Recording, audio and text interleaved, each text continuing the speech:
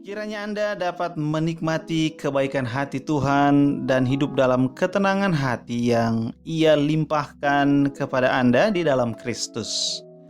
Mari kita merenungkan Roma 1, Roma 1 ayat yang ke-24 sampai 32. Kita berdoa.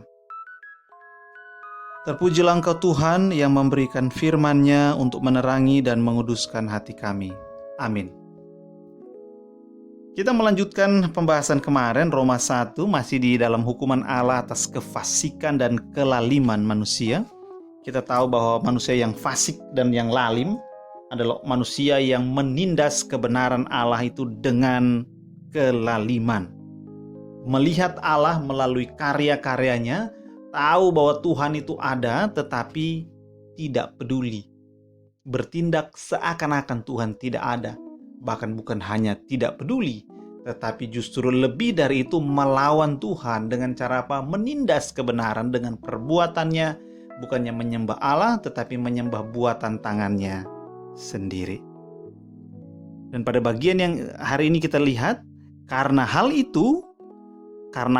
itu Allah menyerahkan mereka kepada keinginan hati mereka akan kecemaran, sehingga mereka saling mencemarkan tubuh mereka.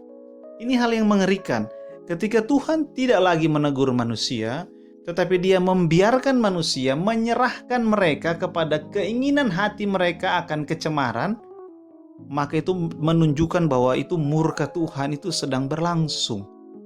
Kenapa?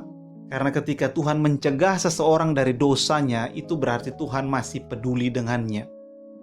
Karena ketika Tuhan sudah tidak lagi peduli, Dia terus membiarkan keinginan mereka apa, ya lakukan saja terus, tidak apa-apa. Mengerikan karena konsekuensi dari dosa yang semakin berlipat-lipat itu adalah juga semakin berlipat-lipat mengerikannya konsekuensi itu. Sehingga ketika Allah menyerahkan manusia kepada keinginan hati yang ingin kecemaran, itu sangat mengerikan. Dan pada bagian ini kita melihat manusia itu diserahkan kepada kecemaran, mereka saling mencemarkan tubuh. Ya kan, mengganti kebenaran Allah dengan dusta dan memuja menyembah makhluk dengan melupakan penciptanya yang harus dipuji selama-lamanya. Amin. Yang harus dipuji Tuhan, tetapi terus mereka tidak demikian.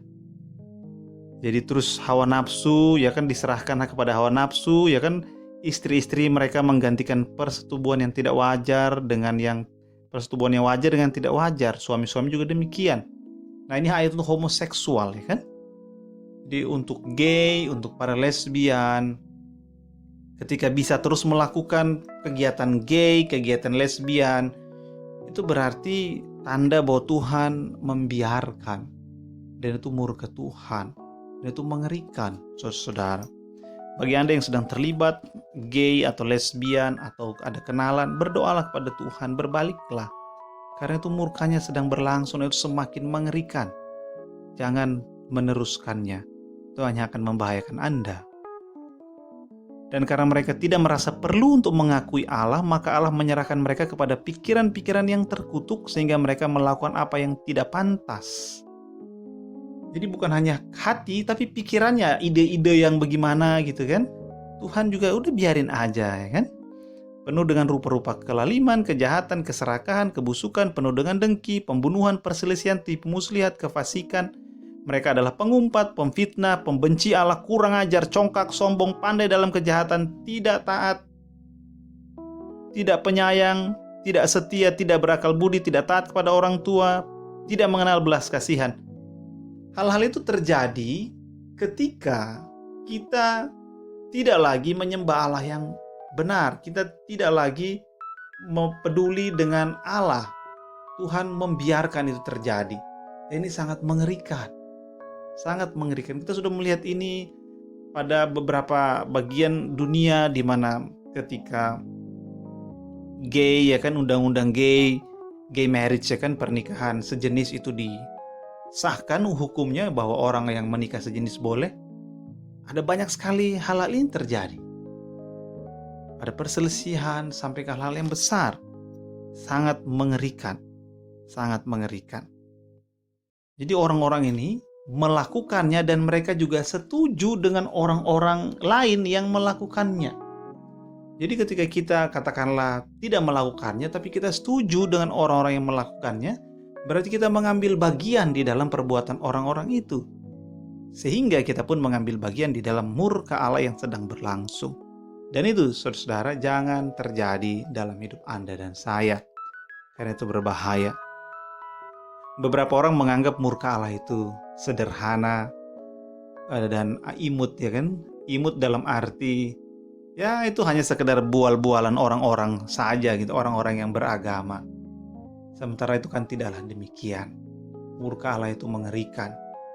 Murka Allah itu sangat-sangat mengerikan. Sehingga pada bagian ini maka kita perlu untuk berubah dan bertobat. Kita perlu agar Tuhan ini tidak membiarkan kita, pikiran kita, udah kamu terserah kamu mau bikin apa, bikin aja. Jangan, saudara-saudara. Kita perlu berbalik pada Tuhan. Karena kalau Tuhan sudah membiarkan itu hal yang mengerikan. Mari renungan ini menyadarkan kita bahwa kita perlu menyembah Tuhan. Dengan perbuatan kita, kita perlu memperlakukan Tuhan sebagai Tuhan. Menempatkan diri kita sebagai manusia dan Dia sebagai Tuhan. Dengan memperhatikan pikiran, perkataan, perbuatan kita. Sehingga kita ini tidak masuk ke dalam orang-orang yang dimurkai oleh Tuhan. Sementara ketika ada orang-orang yang dimurkai oleh Tuhan melakukan hal-hal itu, kita jangan setuju dengan mereka karena kita pun nanti mengambil bagian di dalam perbuatan mereka. Dan hal itu pun tidak baik dan tidak benar. Mari kita berada di dalam kebenaran, di dalam penyembahan kepada Tuhan. Amin. Kiranya Tuhan menolong kami agar kami terhindar dari murka Tuhan, dari perbuatan-perbuatan yang tidak benar, dan juga kami juga tidak setuju dengan orang-orang yang melakukannya, bukannya setuju dan mengambil bagian di dalamnya. Kiranya Tuhan menolong kami. Amin. Kiranya sejahtera dari Allah Bapa kita dan kasih karunia darinya menyertai Anda dan orang-orang yang Anda kasihi.